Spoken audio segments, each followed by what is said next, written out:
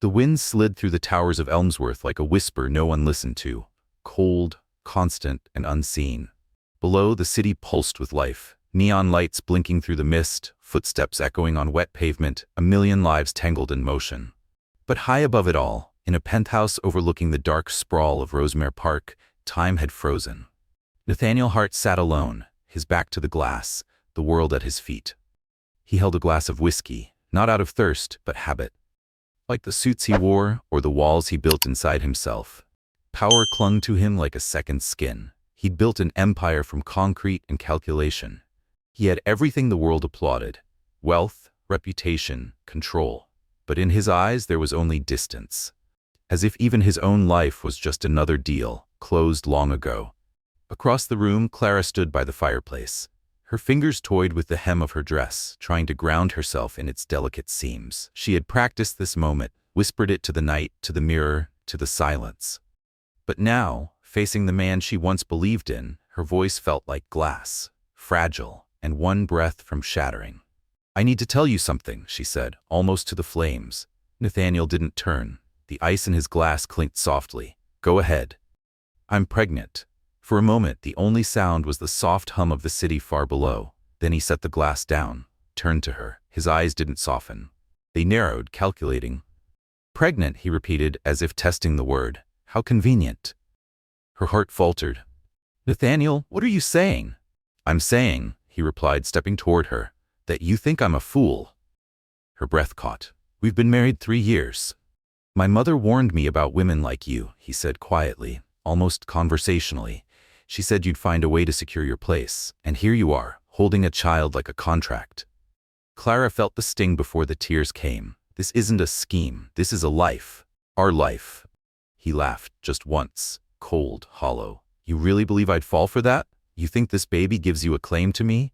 To my fortune?" She shook her head, voice trembling. "I never wanted your money." "No," he said. "You wanted me, and now you've made sure I can't walk away without guilt." He moved closer, towering.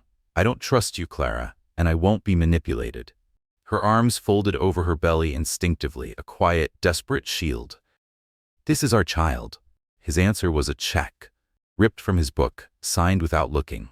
"Take it," he said. "You won't have to worry about a thing, but you will leave." She looked down at the slip of paper in her hand. She could still smell the ink, still feel the cold behind his words. "You think this is what I came for?" Her voice cracked. "That I'd trade my child for your convenience?"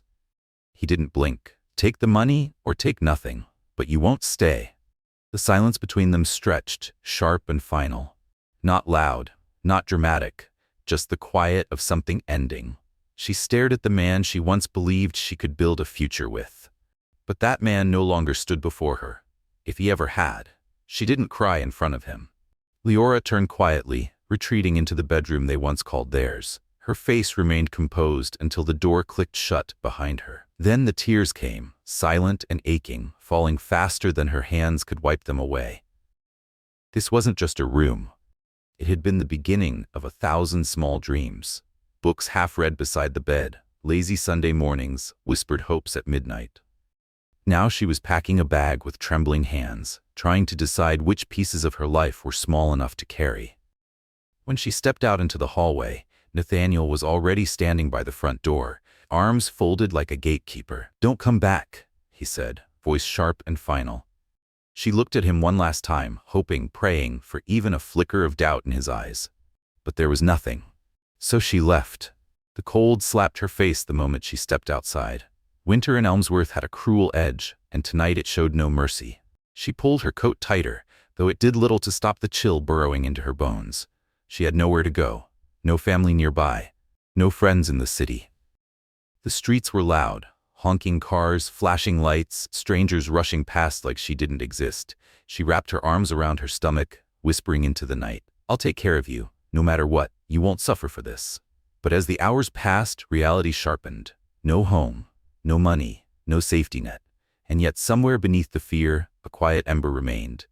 She would not break, she would survive. For the child she carried, she would fight. Near midnight, Liora found herself at Grand Central Terminal. The crowds had thinned, the echo of footsteps ringing off marble walls. She sat on a wooden bench tucked away in a dim corner, her legs throbbing from hours of wandering. Around her, people passed with purpose, boarding trains, making plans, moving forward.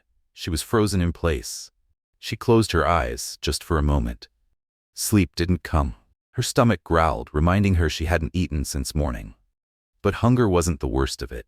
It was the weight of having no one to call, no door to knock on, no face that would light up at the sight of her.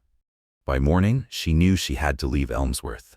This city was built on glass towers and memories too sharp to touch. She thought of Rachel, a friend from university, someone kind, steady. They'd lost touch, but Rachel lived in Chicago, and right now, that was enough. At the Port Haven bus terminal, Liora stood in line behind strangers wrapped in coats and heavy luggage. When it was her turn, she stepped up to the counter. "I need a ticket to Chicago," she said softly. "One way or round trip?" the clerk asked without looking up. The question stung. A round trip meant she had something to return to. A life. A home. "One way," she whispered. "That's $120. The number hit her like a slap. She stepped aside, heart racing. Her fingers curled around the empty pockets of her coat. She had never begged before, never thought she'd have to. But what choice did she have now? She glanced around, eyes scanning for a softness in the crowd. Someone who might see her not as a problem, but as a person. She saw a woman standing alone near the vending machines, middle-aged, well-dressed, a gentle expression. Liora inhaled deeply. Her voice shook. "Excuse me? I'm sorry to bother you." "I'm in a really difficult place," Liora said, her voice barely rising above the station's background noise. "I need to get to Chicago. I don't have the money for a bus ticket. If you could spare anything, anything at all." The woman she'd approached shifted uncomfortably, avoiding eye contact. "I'm sorry," she mumbled, stepping away quickly. "I can't help."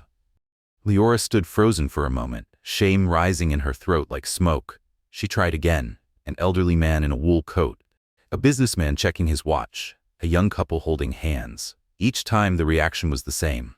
Polite refusal, forced smiles, or worse, eyes that refused to see her at all. Her cheeks burned, her hands were shaking. She felt invisible and exposed all at once. She was just about to give up when she felt a gentle tap on her shoulder. She turned. A tall, lanky man stood behind her, his face kind, his clothes worn, his eyes carrying stories that only hardship could write. "Chicago, huh?" he said with a small smile. "That's home. Grew up on the South Side." She nodded, embarrassed. "It's $120. The man didn't flinch. He reached into his coat, pulled out a thin wallet, and counted out the exact amount. He handed it to her without hesitation. "I've been where you are," he said simply. "Just promise me something. When you can, pay it forward." Tears welled in Liora's eyes. "I will. I promise. You have no idea what this means to me." An hour later, she sat by the window of a Greyhound bus, watching Elmsworth fade behind her in flickers of light and concrete. She didn't know what waited for her at the other end. She didn't know if Rachel would open her door. But for the first time since Nathaniel had cast her out, hope stirred in her chest, not as a roar, but a whisper. Morning arrived with a chill as the bus rolled into Chicago. The city was alive but not loud, less polished than Elmsworth, but somehow warmer, more human. It reminded her of a life before love became conditional. She had Rachel's address, pulled from an old holiday card. No phone, no warning, just a name and a memory of kindness. She used the last of her money on a cab, heart hammering against her ribs as the car moved through Lincoln Park's quiet streets. When the driver stopped in front of a modest apartment building, Liora hesitated. What if she's not there? What if she's forgotten me? Still, she forced herself to knock. Seconds dragged. Then the door opened. Rachel stood there. The years showed in her face, but so did something deeper. Recognition, concern, warmth. "Liora?" she gasped. Tears broke free from Liora's lashes. I didn't know where else to go." Rachel's eyes swept over her, exhaustion in her features, the way she protectively cradled her stomach. She didn't hesitate. She pulled Liora into a hug. "Come in." The warmth hit her like a tide. The scent of coffee, the quiet hum of a radio, books lined every shelf, photos of laughter frozen in time. Rachel led her to the couch, tucked a soft blanket around her shoulders, and sat beside her. "Tell me everything." Liora took a breath that shook her to the core. And she told her. About Nathaniel. About the baby. About the night she was left with nothing but a bag and a name. Rachel said nothing for a long while. When she finally spoke, her voice was tight with fury. "That bastard," she muttered. "You deserved better than him the day you met him." Liora wiped her cheeks. "I don't know what to do. I have no job, no home. I can't raise a baby like this." Rachel reached for her hand and squeezed it. "You're not alone. Not anymore. Stay here. As long as you need. We'll figure it out together." For the first time in days, Liora felt something give way in her chest. Not despair, but relief. She wasn't alone, and maybe, just maybe, she'd been given a chance to begin again. The sound of distant traffic filtered through the apartment windows, a hum that became strangely soothing over time. But more comforting than the city's rhythm was Rachel, the woman who had opened her door without hesitation, and, in doing so, had become more than an old friend. She was family now. And yet, no matter how warm the blankets or kind the gestures, Liora knew she couldn't stay sheltered forever. She needed to find her own footing. Not just for herself, but for the child growing quietly inside her. She needed to build something real. The job hunt was grueling. Without a college degree or any savings, her options were limited. Day after day, she walked through downtown Chicago, filling out applications in cafes, small shops, anywhere with a help wanted sign taped to the window. The rejections were steady. Some were polite. "We're looking for someone with experience." Others barely offered eye contact.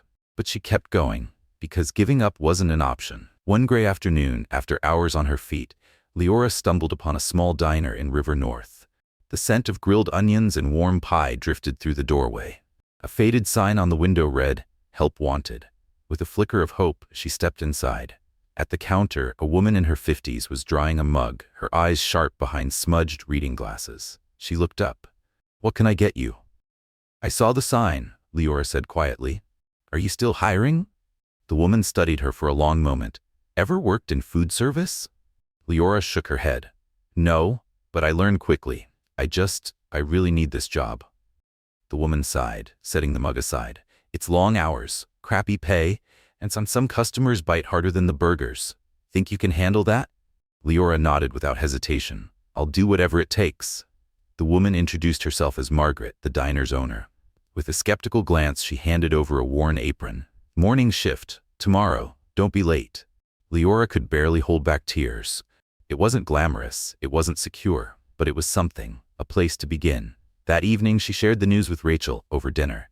Rachel beamed and pulled her into a hug. "See? You're already building something." The next morning, Liora arrived at the diner before sunrise. It was a modest place, filled with the scent of burnt coffee and familiarity.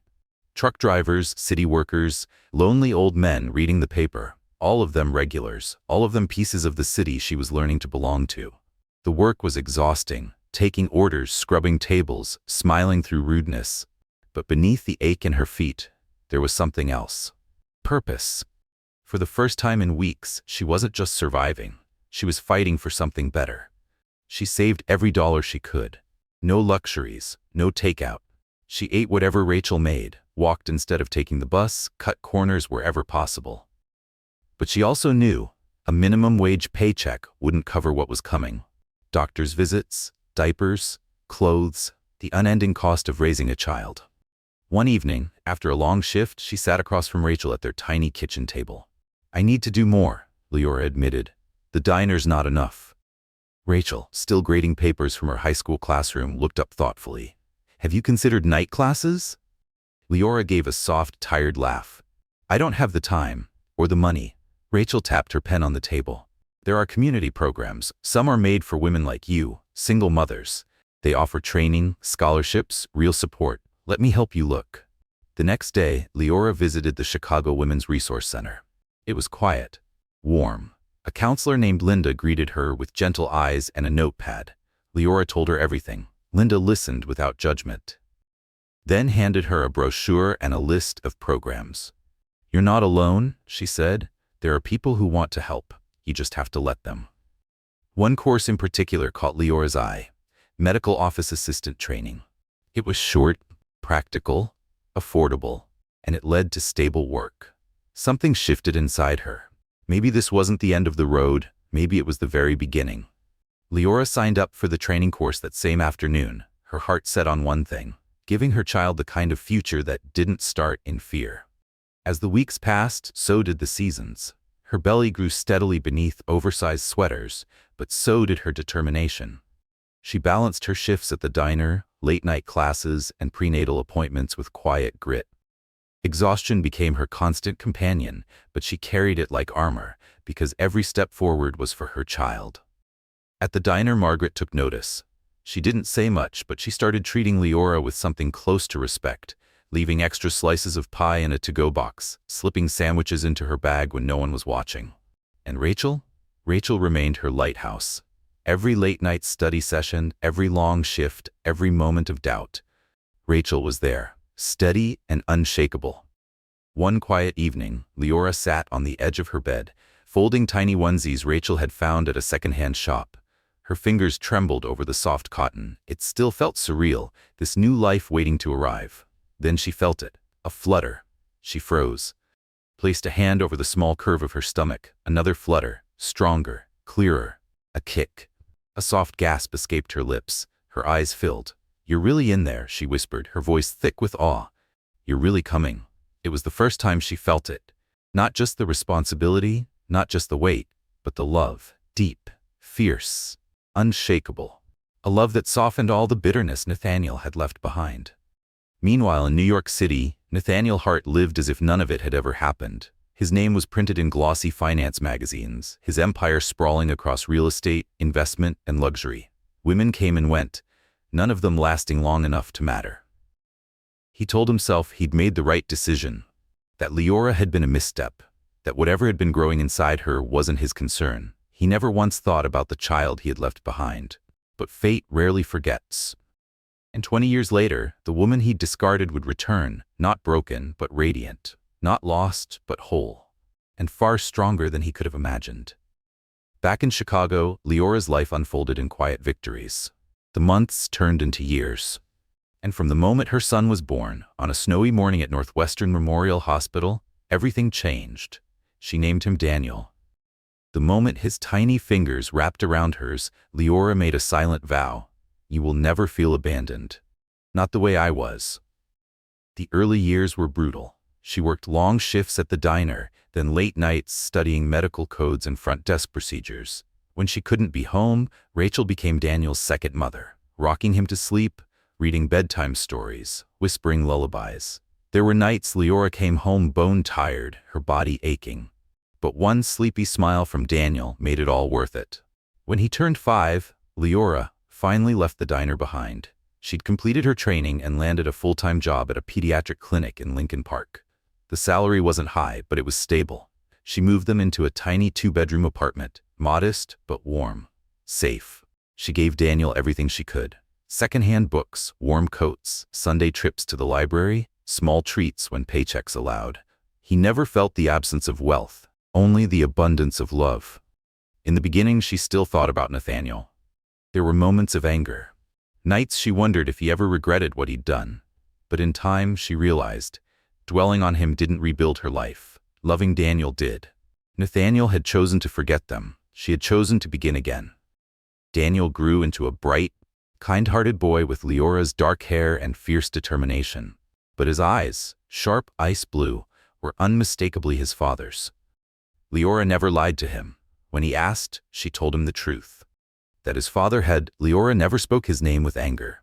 When Daniel was old enough to ask, she told him the truth, simply and without bitterness. "He left before you were born," she said. He was a powerful man, living a life built on ambition. But some people make choices they can't undo, and those choices, they don't define who you are. Daniel had never asked much more, because for him, his mother was the world. Her strength, her laughter through exhaustion, the way she never let the weight of life take away her warmth. She was everything he needed. By the time Daniel turned 18, he had grown into the kind of young man Liora had once only dared to imagine. Sharp-minded, deeply kind, and quietly determined. When the acceptance letter from Columbia University arrived, Liora cried. Not because she was sad, but because every sleepless night, every dollar saved, every lonely decision had led to this. The morning she dropped him off in New York, she held him close at the edge of the campus crowd. "Go make your mark on the world, my love," she whispered into his ear. "I will," he promised. And then he was gone. folded into the sea of fresh starts and unknown futures. Liora stood for a long moment after, tears in her eyes. Not from grief, but from the overwhelming beauty of what they had built. Across the city, Nathaniel Hart's life looked vastly different. He had reached heights most men only dream of. Towering glass buildings bore his name. Magazine covers, awards, power that pulsed through every handshake. But the cost? 2 failed marriages, children he barely spoke to, a mansion that echoed with nothing but silence. He told himself he had moved on, that the girl from long ago was a closed chapter in a closed book. But fate is rarely so easily dismissed. One late afternoon, Daniel found himself wandering the streets of Manhattan, taking in the city that was slowly becoming his own. That's when he saw it. A skyscraper so tall it seemed to slice the clouds, its name carved in bold silver letters, Hart Enterprises. The name tugged at something inside him, a memory, a story half told. He pulled out his phone. The search began with hesitation, but soon, screen after screen filled with headlines and photos. Nathaniel Hart, his biological father. The man who had left without looking back. Daniel scrolled through stories of success and scandals. A man worshipped for his wealth but quietly condemned for his absence in the lives that should have mattered. For the first time, Daniel felt it. Not hatred. Not grief. Just a quiet ache. A desire to understand. That night, Daniel called home. "Mom," he said, voice careful, "do you ever wonder if he regrets it?" There was a pause. Liora knew exactly who he meant. She took a breath. "Maybe," she said softly, "but I stopped wondering a long time ago." Daniel didn't answer right away. His mother had made peace with the silence. But he hadn't. Not yet.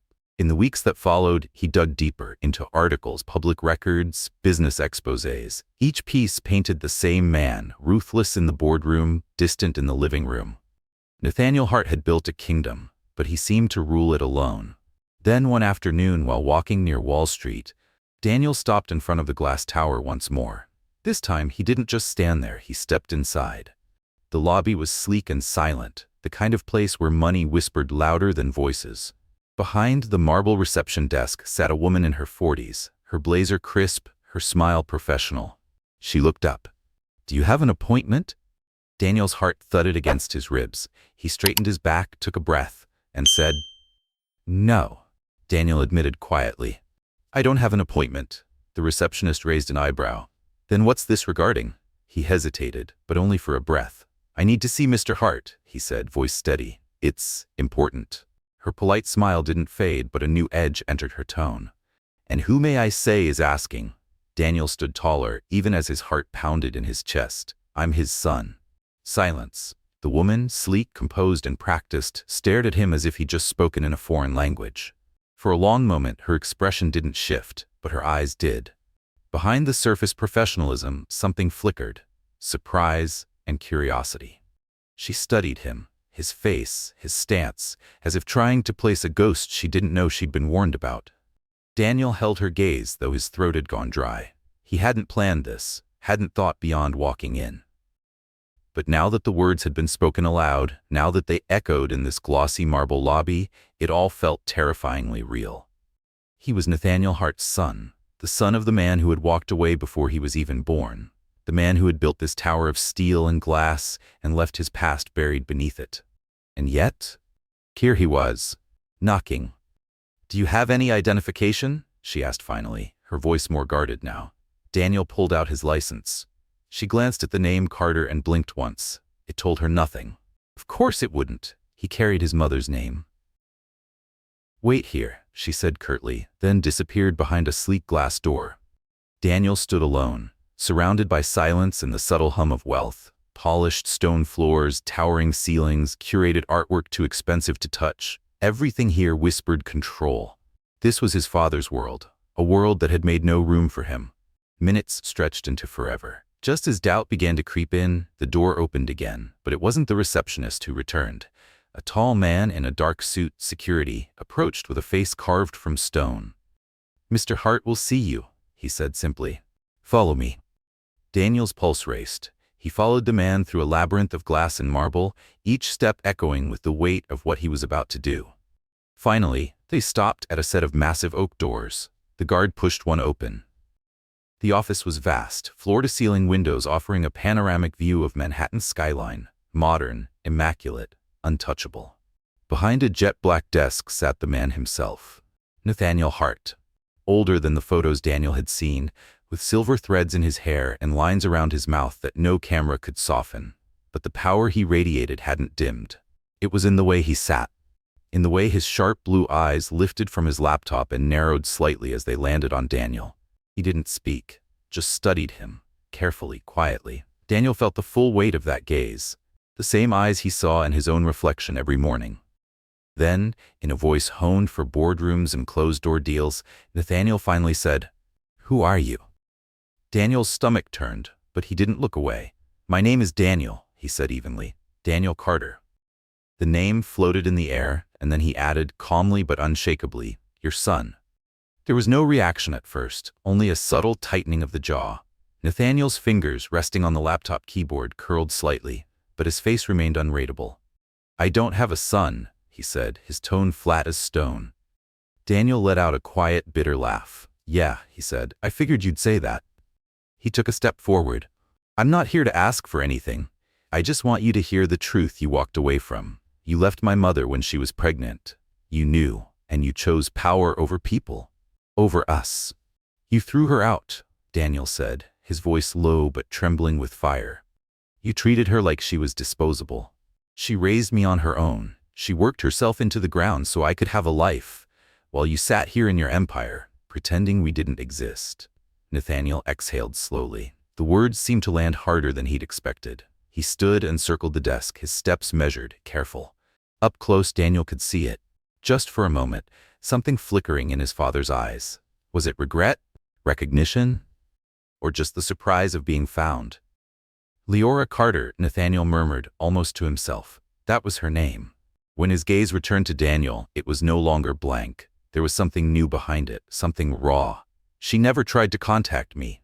Daniel's jaw clenched. "Why would she?" he snapped. "You made it clear she wasn't welcome. She left with nothing, but she left with dignity. She didn't come crawling back. Because she never needed you." Nathaniel looked away, his hand dragging across his face like the weight of time had finally caught up to him. For the first time, he looked tired. Not from work, from truth. "You shouldn't be here," he said softly. Daniel's heart pounded. "Because it ruins the image?" He shot back. "Because I don't fit the story you've told yourself all these years?" He shook his head, hurt sharpening his voice. "I didn't come here for money. I don't want anything from you. I just needed to look you in the eye and ask one question. How does a man walk away from his own child and never once look back?" Silence settled over the room like dust. When Nathaniel finally spoke, his voice was rough.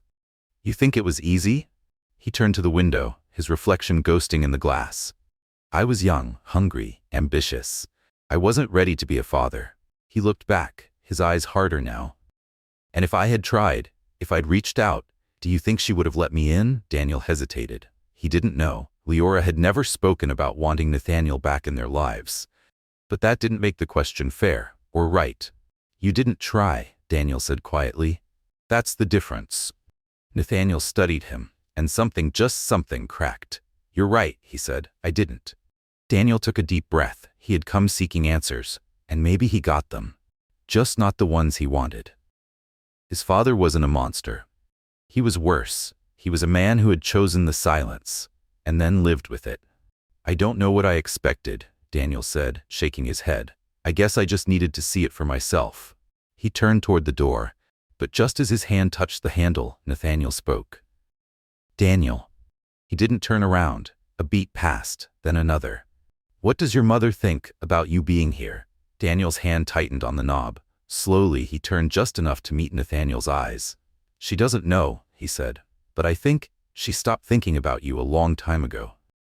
And with that, he walked away, leaving Nathaniel Hart standing alone in the heart of his empire, staring at the son he never knew and would never truly have. Outside, the autumn air of Manhattan wrapped around Daniel like a second skin. The sky was sharp with wind, the city alive with movement, but inside him, everything was still. He had come hoping for answers. What he found was silence. And somehow, that said everything. Daniel had spent years imagining this moment, rehearsing it in his mind like a scene in a film. the confrontation, the questions, the reckoning. But reality had been quieter, colder. There had been no slammed fists, no raised voices. His father hadn't begged for forgiveness, hadn't even offered an excuse. There were no tears, no redemption, just indifference. And somehow that stung more than rejection ever could. Because rejection meant you were seen. Indifference meant you were nothing. Daniel wandered through the city without aim, the blur of honking taxis and passing strangers washing over him like static. His phone buzzed again in his pocket. He didn't check it. He knew who it was. His mother. She had no idea he was here. He hadn't told her. He wasn't ready, not for the questions, not for the sigh in her voice, not for the quiet, "I told you so." He just needed space. Time to feel everything he didn't expect to feel.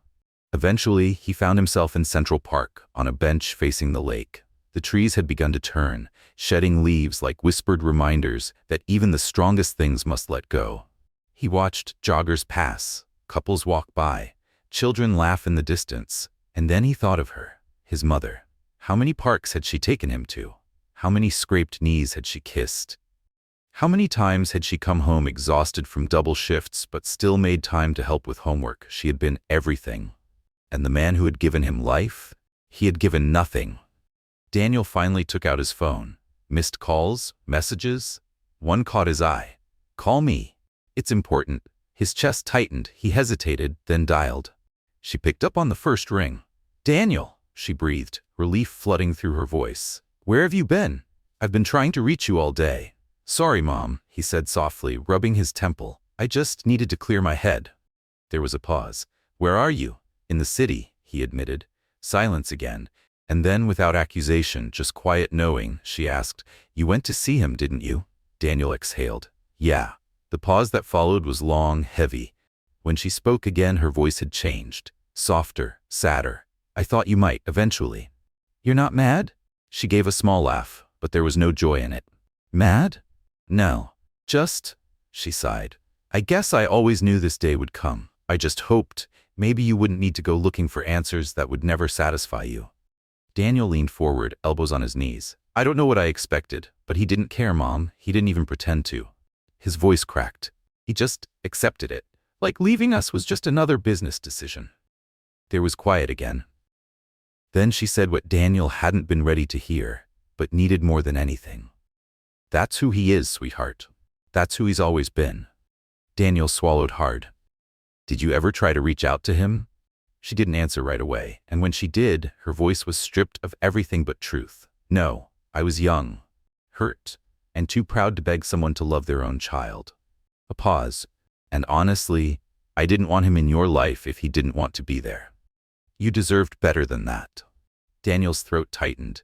"You never told me much about him," he said. "I didn't want you to grow up with hate in your heart," she replied. "He made his choice," Liora said quietly, her voice steady despite the emotion underneath. "And I made mine." Daniel pressed the phone tighter to his ear. "My choice," she continued, "was to make sure you never felt unwanted, not for a single second." He swallowed hard, his chest tight with emotion. "You did, Mom. You were enough." There was a pause on the line, and when she spoke again, her voice was thick with tears. "That's all I ever wanted to hear." For the first time that day, Daniel felt something click into place. Not a dramatic revelation, just clarity. Maybe he hadn't needed to meet Nathaniel Hart to find closure. Maybe the real answer had been beside him all along, in the voice that tucked him in at night, in the hands that held his through every heartbreak, in the heart that had given him everything, even when she had nothing. He stood from the bench, looking out over the lake one last time. "I'm coming home," he whispered. His mother exhaled softly on the other end of the line. "I'll be here." He ended the call, took a deep breath, and began walking toward the subway. He had spent so many years chasing something. Justice, acknowledgement, maybe even revenge. But none of it mattered anymore. He didn't need Nathaniel Hart. He never had. And now, finally, he was ready to live like he believed it. That night, Daniel sat alone in his small apartment in Brooklyn, the city lights flickering outside his window like distant memories. The meeting with his father had left a hollow space inside him, a strange void he couldn't quite name. He had expected anger, or guilt, or something, anything. Instead, he'd been met with cold detachment, as if his entire existence was nothing more than a forgotten footnote in someone else's story. And somehow that was worse, but oddly freeing. All those years, he had wondered if he'd done something wrong. If maybe he hadn't been lovable enough, strong enough, worthy enough. But now he knew.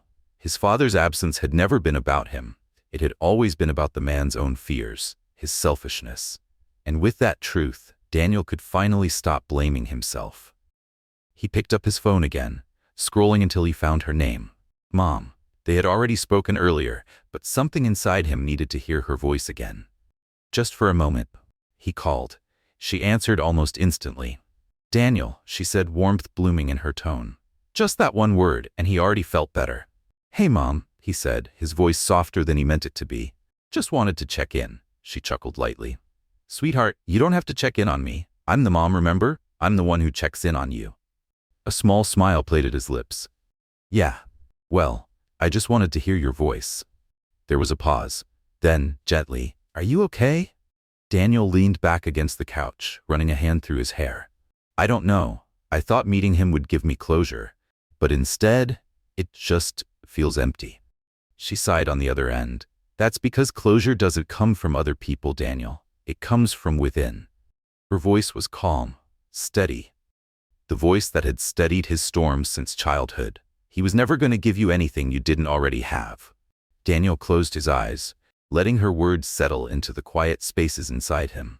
You were right, he said, about him, about everything. There was silence. Then her voice, softer now. I never wanted to be right about this, sweetheart. I would have given anything for him to be the father you deserved. His throat tightened. You were enough, Mom. You always were. A soft sniffle came through the line. Thank you, baby, she whispered. That means more than you'll ever know.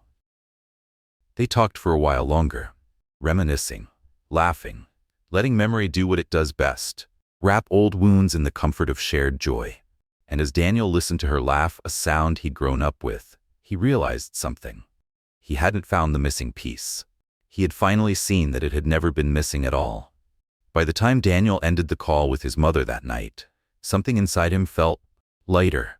No, he hadn't found the dramatic closure he once thought he needed. But he had found something more valuable. The truth that he had never truly been alone. The woman who had raised him with grace and grit had been his home all along. In the days that followed, Daniel poured himself into work. He wasn't climbing the towers his father had built. He didn't sit in glass-walled boardrooms or shake hands with billionaires. He was a financial analyst at a modest firm, humble in scale but steady. Honest. And he was proud, because every inch of his life he had carved with his own hands. No shortcuts, no inheritance, no name to open doors, just work, persistence, quiet strength, the kind his mother had taught him. One afternoon, while picking up coffee near Wall Street, he ran into a familiar face. Michael, an old friend from college. They hadn't spoken in years, but after the initial surprise, conversation flowed easily. Catching up turned into a shared table. Coffee turned into an idea.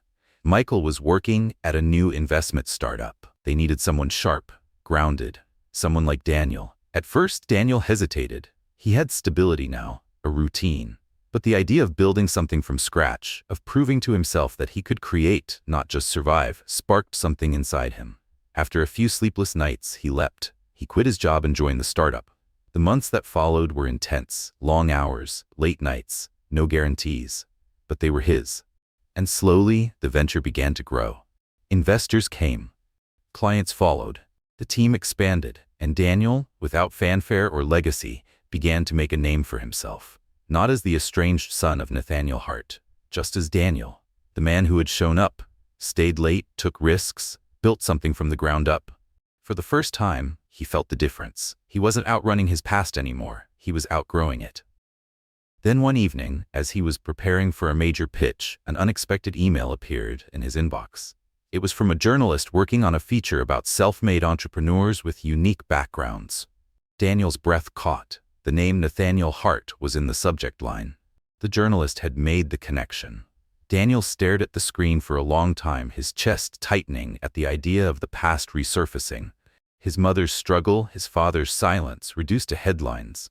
But then, slowly, he began to type. I have no connection to Nathaniel Hart. My story is my own. He hit send. And for the first time, he believed it completely. Success, he had once believed, would heal him. But even now, standing on solid ground with recognition growing and a reputation of his own, he felt it. That quiet ache. That restlessness that whispered late at night. Because no amount of money, no spotlight could rewrite what had already been written in childhood. No success could erase the years his mother had struggled in silence. Or the boy he used to be, wondering why he wasn't enough. He had tried so hard to escape the gravity of Nathaniel Hart. And yet, some part of it still followed. That night, after a long meeting, Daniel found himself wandering through Central Park again. The same paths, the same chilled wind through amber leaves. He sat on a bench under a rustling tree, letting the hum of the city blur around him. He pulled out his phone. His thumb hovered over one contact, Mom. He hadn't spoken to her in a few days. She never minded, never asked for daily calls, but still, the guilt always crept in when too much time passed. And tonight, he missed her voice. He needed a reminder of the part of him that had always been enough. Daniel had just begun typing out a message to his mother when his phone vibrated in his hand. An unknown number. He usually ignored those, but something, a flicker of instinct, made him answer. Hello? He said cautiously. There was a pause. Then a voice, low, weathered, unmistakable. Daniel. His breath caught. His grip tightened around the phone. It was him, Nathaniel Hart. Older now, rougher, but still, him. How did you get my number? Daniel asked, his voice sharper than he meant it to be. I have my ways, Nathaniel replied, his tone subdued. I figured it was time we talked. Daniel let out a short, bitter laugh. You figured that? Now, after 20 years, now is the right time? I know I don't deserve a warm welcome, Nathaniel said. I saw the article about your company. You've done well for yourself.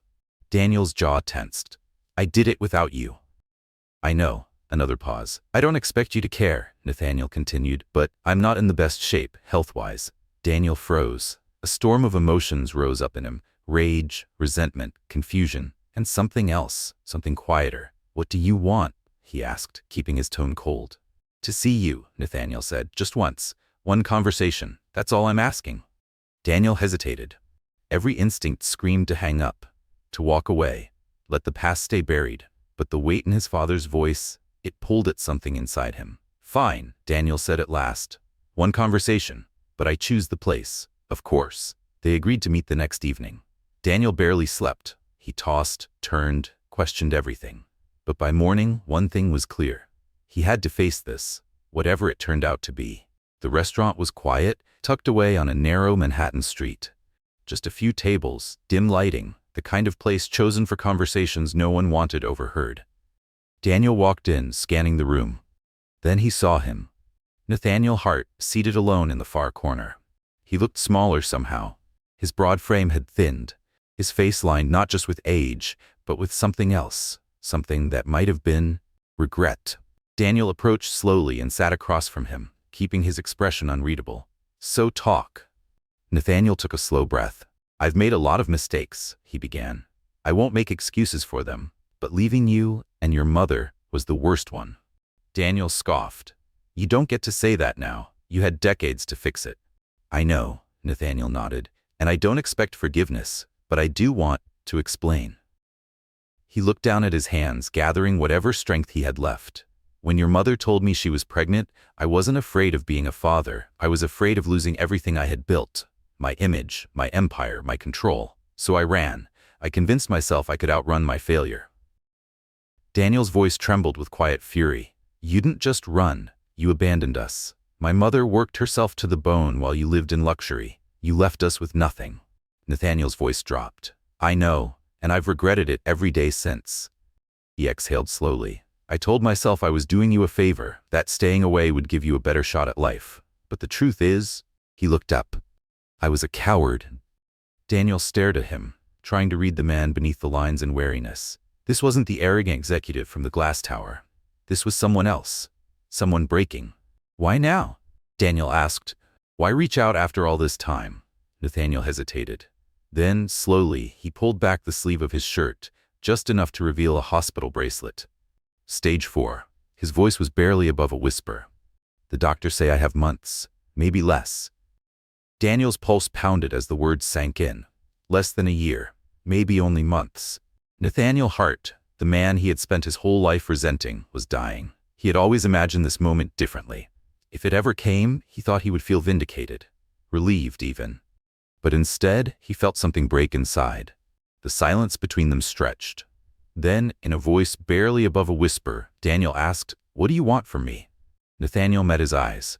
"Not money, not pity," he said softly. "Just a chance to know my son before it's too late." Something cracked in Daniel's chest. Not enough to be called forgiveness, not yet, but enough to make him stay seated.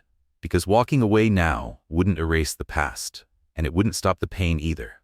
That night, Daniel sat alone in his New York apartment, the city lights beyond the window painting reflections on the glass. He had always pictured this meeting with his father ending in triumph, him standing tall, successful, throwing his achievements in the man's face. But that fantasy had died the moment he saw Nathaniel again. There had been no arrogance left, no cold superiority. Only a sick man, trying to gather the pieces of a life built on running, and somehow that changed everything. In the days that followed, Daniel buried himself in work, meetings, reports, late nights at the office, anything to outrun the memory of that hospital room. But it stayed. His father, once a ghost in the background of his life, was suddenly very real and very human. He hadn't told his mother yet. He wasn't sure how. She had lived through enough. But every time his phone buzzed and her name appeared, he felt it, the need to hear her voice, to remember the woman who never left, who never stopped choosing him. On the third night after their meeting, Daniel found himself driving without knowing where he was going, until he realized. He did. The hospital stood quiet beneath the city's glow, its windows like watchful eyes. He hesitated at the elevator, at the hallway, at the door, and then finally he stepped inside. Nathaniel looked smaller than he remembered. The tubes and machines did little to hide the truth. His body was giving up. But when he saw Daniel, something sparked in his eyes. Surprise. Then hope. "I didn't think you'd come back," Nathaniel said, his voice raspier than before. Daniel lingered at the door. "I don't know why I did," he admitted. Nathaniel motioned to the chair beside the bed. After a pause, Daniel sat. The silence between them was thick, not awkward but full. Years of unsaid things pressing into the space. Finally, Daniel spoke. "Tell me everything. The truth. No more excuses." And for the first time in his life, Nathaniel Hart didn't deflect, didn't dodge. He simply told the truth. He spoke of his childhood, of growing up in a world where power meant protection and emotions were liabilities. He spoke of meeting Liora, how he'd loved her in the only way he knew how, recklessly, selfishly, how she had scared him, because she saw through the mask, because she made him feel things that threatened the empire he had built. And when she told him she was pregnant, "I panicked," he admitted, voice cracking. "I told myself leaving was noble, that she was better off, that you were better off." He looked down. "But the truth is, I was just afraid of losing control, of being needed, of being known." Daniel sat frozen, listening to the unraveling of a man who had never let himself be honest. Not even with himself. It wasn't forgiveness he felt, but it was something. Daniel sat in silence, the hospital room dim except for the soft glow of machines. Nathaniel's words still lingered in the air. "I don't expect you to forgive me. I just didn't want to leave this world without you knowing how sorry I am." For years, Daniel had imagined this moment, the apology, the reckoning, the chance to finally hear the words that had haunted his childhood. But now that it was here, he realized something. It didn't undo the past. It didn't erase the long nights his mother had cried alone. It didn't give him back birthdays missed or hugs never offered. But it did something else. It softened the weight in his chest. It made room for something new. Not forgetting, but maybe peace. The following weeks passed in a quiet rhythm. Daniel found himself returning to the hospital more often than he expected. Sometimes they spoke, sometimes they just sat. They talked about life, business, regrets, dreams neither of them had voiced before. There was still distance between them, years that could never be recovered. But slowly, something resembling connection began to grow in the silence between words. When Daniel finally told Liora, she was quiet for a long time. "I'm not sure I could ever do what you're doing," she admitted gently. Daniel nodded. "I don't know if I can either. But she didn't stop him. She had made her peace long ago. Now, it was his turn to find his own. One evening, Daniel sat by Nathaniel's bedside, watching the frail man breathe through labored sighs. The sharp lines of power were gone from his face, but there was something else there now. Stillness. "Daniel," he whispered, eyes barely open. "I never got to be your father, but these past few weeks, you gave me something close." Daniel felt his throat tighten. He had never called him Dad, and he probably never would. But in that moment, he reached for Nathaniel's hand, held it. It wasn't a grand gesture, but it was enough. Nathaniel Hart passed away 2 days later. Quietly, with Daniel sitting beside him. The will left everything to Daniel, the estate, the fortune, the properties. But more than that, it left him the pieces of a man he had never truly known. Journals, letters never sent, notes scrawled in margins, words Nathaniel had never found the courage to say aloud. At first, Daniel didn't know what to do with them, but in time, he began to read. Page by page, he began to understand not the tycoon, but the boy behind him. The boy who had been taught that love was weakness, that success mattered more than connection, and how that belief had cost him everything. Months later, Daniel stood at the window of his office, watching the city hum below. He had built a life here, one that wasn't defined by anyone's legacy, but his own. For years, he had chased success, not for joy, but to prove a point, to show he didn't need Nathaniel. But now, for the first time, he realized something. He wasn't running anymore. Not from the past, not from the hurt, not even from his father's memory. He was moving forward. Not in defiance, but in acceptance.